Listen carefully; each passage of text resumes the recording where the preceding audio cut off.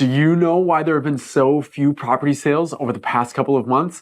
I've got a reason I bet you haven't considered that you want to stick around for. Find out whether you're right or wrong and whether you agree with me by watching this episode. For context, in September, October, and November, there were 48.7, 50, and 49.7% fewer sales respectively compared to the same months in 2021. That is a completely absurd slowdown, and in my mind, there are multiple contributing factors.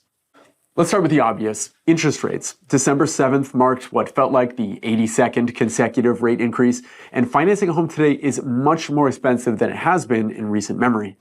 Current mortgage rates are around 6%, give or take. Meanwhile, prices have come down, but not nearly enough to make the monthly payment more bearable. Affordability is worse now than it was at the peak prices, but lower rates of earlier this year.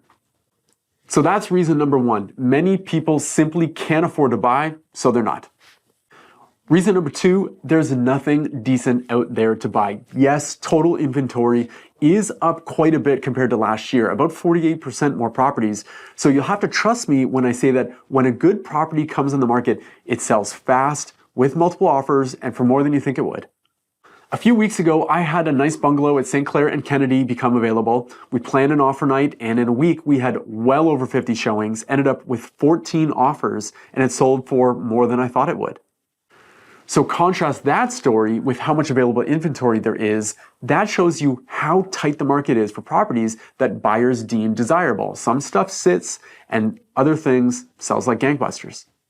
Which leads me to the issue that I think is the major logjam for the market right now. Homeowners who would like to sell cannot wrap their heads around how to move in this market. Hear me out. Owners who want to move should probably sell first, then buy. It's the safe play. It eliminates the potential scary outcome of being committed to buying a home and not being able to sell your own, or at least getting what you thought you would for it. But barely anyone wants to sell when they can't see that there are good options out there waiting for them to buy. Sure, they could sell their home, but then where are they going? Remember, there aren't a lot of great properties on the market. So, owners aren't willing to do one of two things. One, take a leap of faith that while they're selling or shortly thereafter, the right place will come along that they can buy. Or two, potentially move twice, either into a rental or with family if they're unable to buy and if they have to vacate their current home that they've sold. What do you think is the biggest reason why there are so few sales? I'd love to hear your comments below.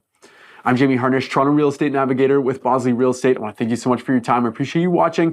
If you're catching this on YouTube, please like this video, subscribe to the channel so you can see all upcoming educational videos, listing videos, and my Yonge and Eglinton content as well.